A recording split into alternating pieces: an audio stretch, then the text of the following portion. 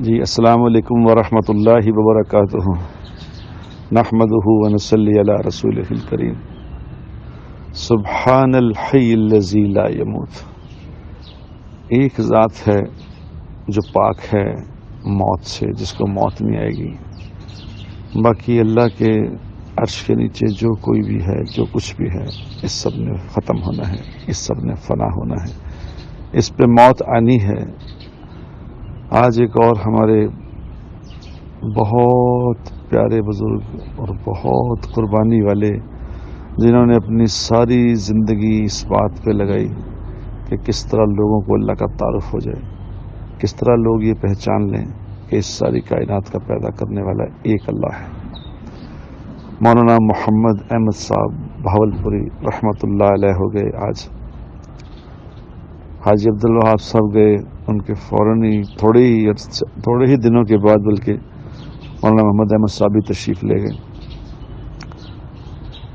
ایسے نیک نیک لوگ جب دنیا سے جاتے ہیں تو میں نے اپنے بڑوں سے سنا ہے کہ زمین بھی روتی ہے اور آسمان بھی روتا ہے کہ یہ دھرتی ایسے لوگوں سے محروم ہو گئی جن کی وجہ سے زمین پہ اللہ کی رحمتیں اترتی تھی.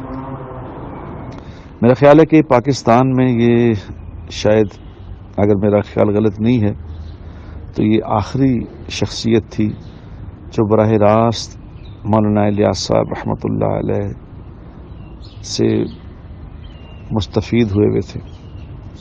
ان کے والد صاحب بھی مولانا فاروق صاحب رحمۃ اللہ علیہ دیوبند کے استاد تھے، اور خود بھی مولانا اس وقت سے 17 سال کے جب تھے اس وقت عالم بنے. اور وہاں سے جب دیوبند سے واپس آئے تھے تو راستے میں یہ سن غالباً 39-40 کی بات ہے جب مولانا الیاس صاحب سے ملاقات ہوئی تھی.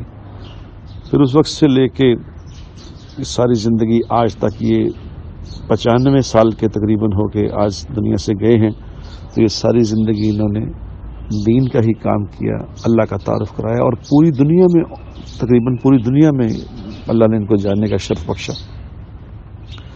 اور یہ اتنے ان سے منسوب ہیں اتنی باتیں کہ اتنی خوبصورت انہوں نے بات کی ہے کہ جس کو میں 2-4 منٹ میں کیا عرض کروں. ان کی کتاب بھی لکھی ہوئی ہے، وہ کتاب ضرور میرے خیال پڑھنی چاہیے.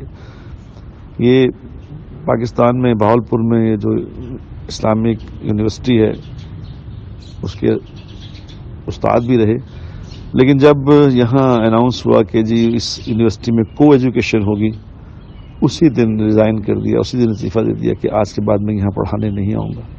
ورنہ جب تک کوئی ایجوکیشن نہیں تھی وہاں پڑھاتے رہے، اور ابھی تک، آج تک بھی یہ لوگوں کو اللہ کا تعارف کراتے کراتے کراتے کراتے آج خود اللہ کے پاس پہنچ گئے. اللہ پاک ان کا بہت اکرام فرمائے اور اپنی شان کے مطابق اکرام فرمائے، اور ان کا حشر صحابہ کے ساتھ فرمائے. آمین ثم آمین. آج انشاءاللہ مغرب کے بعد ان کا جنازہ ہے، جو ہو سکے تو ضرور جنازے میں شرکت کرنی چاہیے، کیونکہ جو آتا ہے نا کتابوں میں کہ بھئی کچھ جنازے ایسے ہوتے ہیں کہ جن میں جو شریک ہو جائے اس کی مغفرت ہو جاتی ہے. تو میرا خیال ہے کہ مولانا محمد احمد صاحب ایسی شخصیت تھے جو ان کے جنازے میں شریک ہو جائے گا، اس کی بھی بخشش ہو جائے گی انشاءاللہ.